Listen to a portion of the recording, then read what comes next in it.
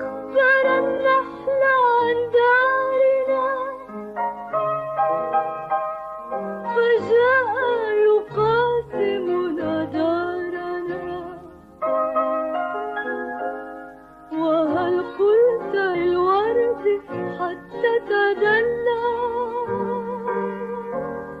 يزركش بالنور جدراننا؟ ومن قص قصتنا للفراش فراح يلاحق آثارنا.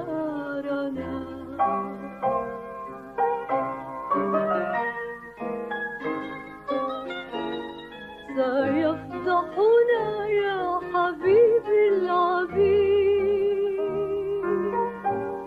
فقد عرف